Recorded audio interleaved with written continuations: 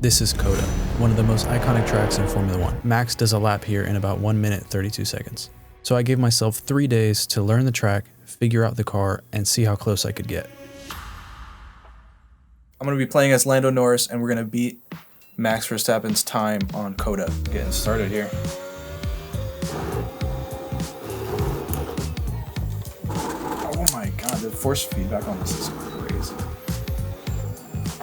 Holy crap. Okay, I gotta fix my wheel. This is too crazy right now.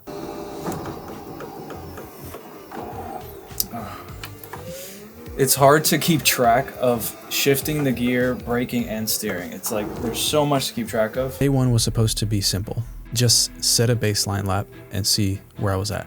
After a few attempts, I managed around a 1 minute 40. And honestly, I was thinking, maybe this isn't that bad. Then I checked the settings. Real life Formula 1 cars have no traction control or ABS, so this was an unfair advantage. With my 1 minute 40 run, the assists were still on, so yeah, that didn't count. I turned everything off and went back out. All right, let's do it now. No assists. Let's go. See, I brake way too early, bro. Way too early. I need to. Oh, see. Ooh. All right, this is gonna be harder than I thought. I think I was a little bit overconfident with all the assists on. Oh, I spoke too soon. And instantly the whole thing felt completely different. Nothing saving the car. Throttle a little too early and I would spin out. Brake a little too late and I would lock up the brakes. I checked Max's time again, 1 minute 32. And that was the moment it really hit me. You know, I wasn't chasing Max. I couldn't even survive a clean lap without assists. So I went to check the leaderboard. That's when I noticed something. Someone named Vince G had a lap in the 1 minute 40s. If I could beat him, I'd get a sub 1 minute 40. Suddenly the challenge made a lot more sense. I wasn't trying to beat Max Verstappen. I was trying to beat Vince G. Today I'm gonna try to keep grinding this time trial with all the assists off and see if I can get close.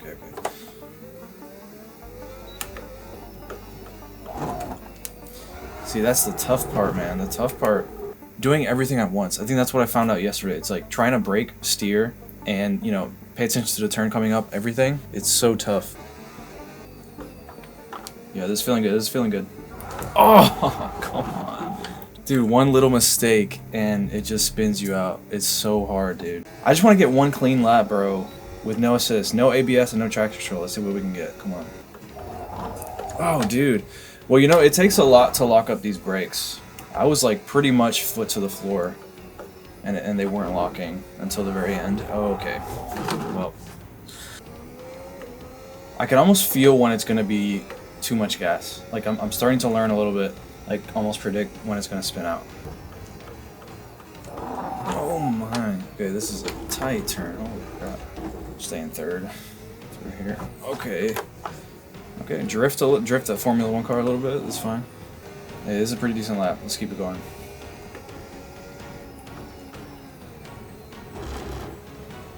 Wait, is this the last turn? Wait, is this the last turn? No way, dude, we're gonna do it. Let's go! What is it? What is it? What's the time? 146. Dude, that's not bad. That is actually not bad. Let's keep this momentum. Yep, block the brakes. Let's see, that's gonna slow me down. That's gonna slow me down. That's gonna slow me down. Okay. After a bunch of failed laps, I realized part of the problem. I couldn't really feel when the car was starting to lose grip. In a real car, you can feel that through your body, you know, the vibrations in the cabin. But in the sim, not really. So I added something called a butt kicker.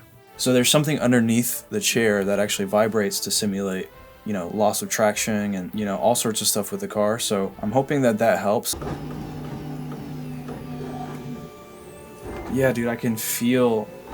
That's crazy. I can feel the brakes locking up. Yeah. Okay.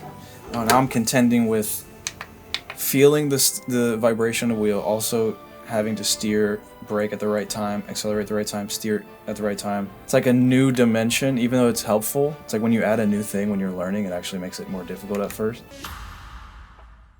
At this point, I stopped just throwing laps at the wall and hoping something worked. I actually needed to understand what I was doing wrong. So I started studying how people are actually fast in these cars, specifically on COTA. The first thing I learned is setup matters way more than I thought.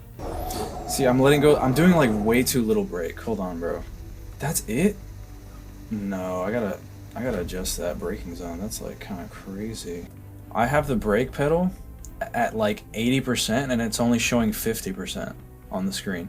And then I smash it and it goes to 100. Then this feels actually like what I would expect. Like this feels like 50% right here. Well, let's try that. I'm really curious now how that's gonna feel. Well, now I know that I'm getting full power of the brakes. Second thing, with no traction control, your throttle inputs have to be super clean. But the biggest breakthrough was trail braking. This changed everything. You brake hard at first while the car still has maximum downforce. Then as the car slows and downforce drops off, you gradually release the brake while turning in. Once I started to understand these concepts, the lap finally started coming together. So I like pretty much went full down, pedal to the metal with the brake, and then immediately let off. Yeah, dude, okay. See, now I'm not under braking. I might be over braking now, but it feels a little bit more manageable. Yo, that was perfect. Maybe a little too slow, but that was really good. That's what you want. That's what you want right there. That was pretty much perfect. Okay. I kind of did it in slow motion there. It's crazy how it really feels like you're going on the corners. Well, this is the furthest I've gone so far today. Wait, I'm doing it. I'm doing it too. Oh, don't lock up now. Don't lock up now. No, dude. Oh, that was probably my best lap. I was beating my personal best. Dude, I'm 1 second away. Bro, all I need to do is beat Vincent G, 1986, and I'll get sub 140. I'm so close. I'm like right there in between Vincent and my last personal best with assists on. Dude, I can do it. I'm right there. Sector times started dropping. The car started making more sense in my head, but there was still one problem. Every time I saw Vince G's ghost getting close, I get flustered. I get freaked out. Rush corners, mess up exits. I would spin out because I knew if I beat him, I'd finally break a minute 40. No, dude. Okay, we got it. I lost my advantage. It's all good. It's all good. We're gonna keep going.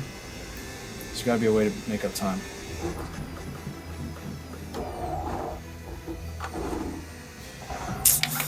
Too much gas. See, I get too flustered when I see Vincent, bro.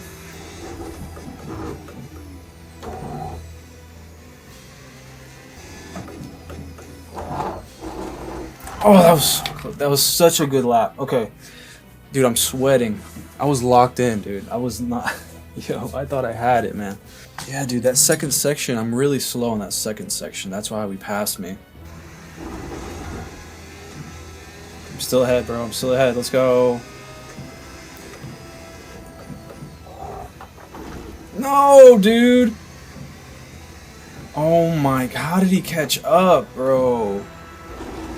How did he catch up, bro? What? No! Dude, I was 2.5 seconds ahead, bro. That first segment, dude, the first half, that was my best first half so far. That was so good, bro. That was honestly the hardest part. Not finding speed, just, holding the lap together and not messing it up in the end. So I kept grinding the weak sections, and eventually something started to click. This is hard, man.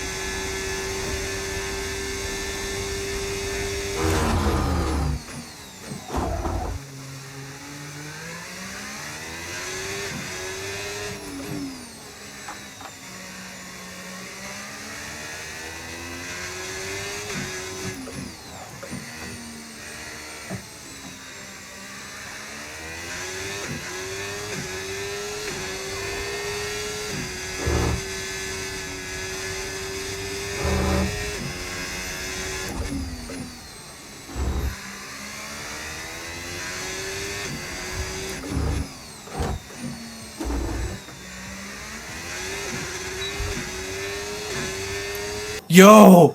Did I do it? I did it! 139, hold on. No way, bro. 139, bro. 139.95. I'm not even joking. I probably would have went for another 10 minutes and then would have given up. So we got it just in the nick of time, man. So no, I didn't beat Max Verstappen, not even close. But I did learn one thing. Watching something at the highest level and actually doing it are two very different things. And now I have a whole new appreciation for just how insane these drivers really are. Let me know what other driving challenges you want to see me do next. Thanks for watching. And remember, your dreams are inevitable.